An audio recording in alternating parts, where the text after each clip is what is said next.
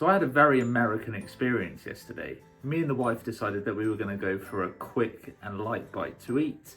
We had one drink each. I had a beer, she had a Coke. I had a starter, she had a dessert. There were no mains. In my head, I thought it was going to cost at tops $16, $17, but in fact, it was $27 plus tip. Yes, $27 plus tip. So with the tip, it cost me $32. $32 in British pounds is roughly £25. With £25, I could get a 3-course meal, roast dinner, a beer, and I'd still have enough to get the bus home. But here, it got me a piece of sourdough and a gone-off IPA. I quickly realised that moving to America doesn't just change your lifestyle, it changes your relationship with reality. So if you're an expat thinking about moving here and thinking about those higher salaries, come with me as I explain to you that your money may not go as far as you think. Now first, we have to talk about the psychological warfare that is the price tag. In the UK, the price on the shelf is the price that you pay. If it says £5, you give the shopkeeper £5, you take your item, everyone gets on with their day. In the US, that's not the case. The price on the shelf is a suggestion, it's a riddle. You pick up a shirt for $20, you take it to the register, and suddenly it's $21.64. Why, you may ask? Because the tax isn't included here. Every time I shop, I feel like I'm forced to do high-level mental maths just to figure out whether I can afford a loaf of bread or not. I'm standing there like a confused tourist in my own neighbourhood, waiting for the final reveal at the cash register. It's not just the money that's the issue, it's the constant state of always being caught off guard with these prices. And then there's the tipping. I used to think I was a good tipper back in London. I used to tip 10% if service was exceptional.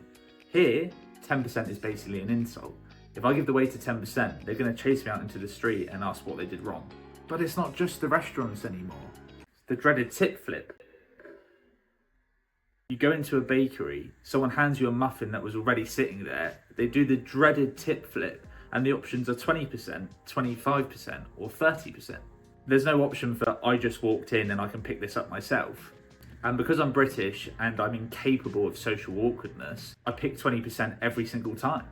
I'm basically paying a guilt tax on every transaction I make in this country. I'm subsidising the entire service industry because I'm too polite to say no. It's just a shambles. But the daily stuff isn't even really the scary part. It's the cost of just existing. In the UK, my phone bill was £15 a month, my car insurance was £25 a month, my internet was £20 a month. Here, everything is at least triple.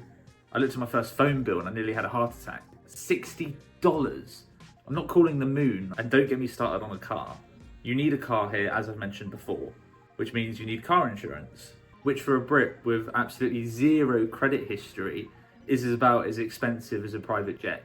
You aren't just paying to live, you're paying for the privilege of being allowed to drive and spend $32 on basically nothing. Finally, there's the what if fund. In the UK, if I have zero to my name and my appendix bursts, I can still get my appendix done. But here, if my appendix goes and I have no money, there's going to be issues. Now I know people are going to say about insurance, but even with insurance you have deductibles and co-pays that still cost money. I had a checkup a few months ago and I spent genuinely 2 days just researching on doctors that were in network and prices. It's an absolute minefield. You're always one unfortunate trip away from financial ruin. It changes how you walk, you don't run for the bus anymore. It's too risky because your bank literally cannot afford an unfortunate sprained ankle. So if you're watching this from the UK and you're dreaming of those bigger US paychecks, yes, they are bigger, but also remember that everything else costs 10 times as much. I love a lot of things here, but the way money just evaporates is definitely not one of them. I really do miss the £3.50 meal deal that Tesco does, and most of all, I just miss knowing what a pint costs before I order it. But I want to hear from you. Americans, do you just not look at receipts? How do you handle this? And for Brits, would you accept paying $32 for basically nothing? Or would you be on the first plane back so you can get your Gregs? Let me know in the comments. Don't forget to subscribe and I'll see you in the next one.